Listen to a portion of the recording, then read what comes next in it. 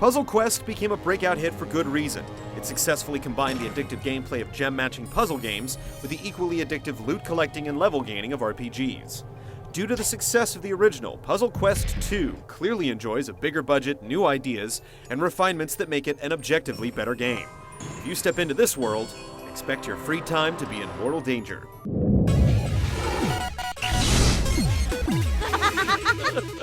Deep beneath the ice that chokes these long-forgotten towers, does a great evil stir once more?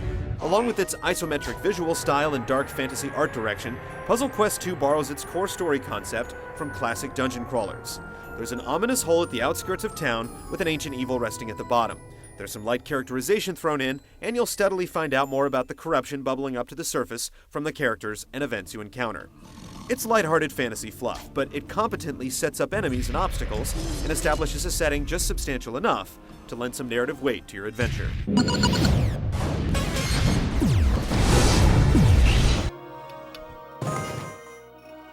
This overarching quest for puzzle glory encompasses several types of gameplay that can each be sampled on their own. You can jump into a quick battle with any monster from the game, square off against a human opponent for a puzzle duel, or play mini-games at will.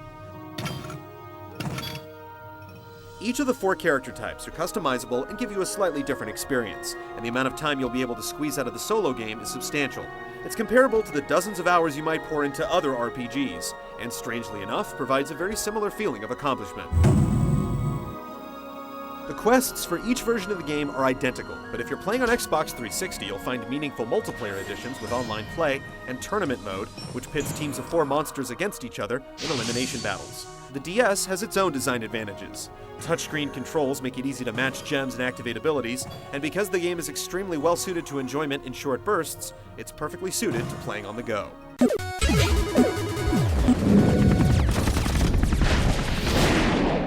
Whether you're picking locks, busting down doors, or battling orcs and zombies, your success will depend on your ability to match 3 or more gems in a vertical or horizontal row.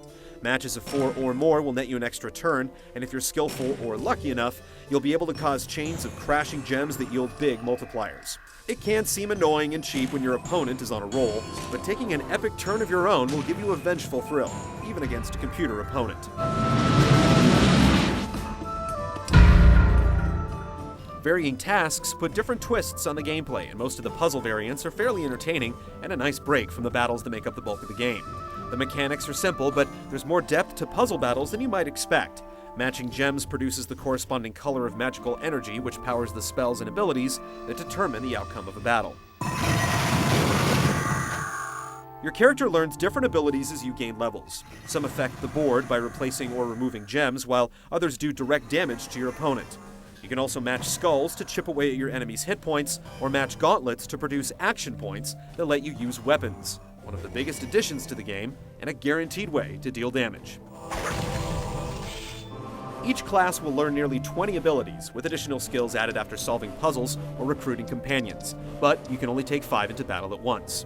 Coupled with a loot system where items can be upgraded to provide different effects, there's a lot of room for customization, and with no real penalty for losing a match, you're free to experiment as you go. Ooh, let's play! There's a clear path to follow through the game, but you do have the freedom to navigate each floor of the dungeon and pursue any side quests you've picked up along the way. Certain fights are unavoidable, but you can often choose whether or not to engage in combat. If you do go looking for a fight, chances are you'll end up with some loot for your troubles.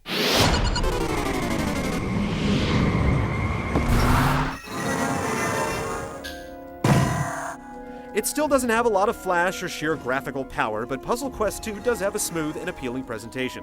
The game's shift in art style may initially irk some fans, but the broad array of fantasy creatures, environments, and medieval music successfully conveys the RPG tones.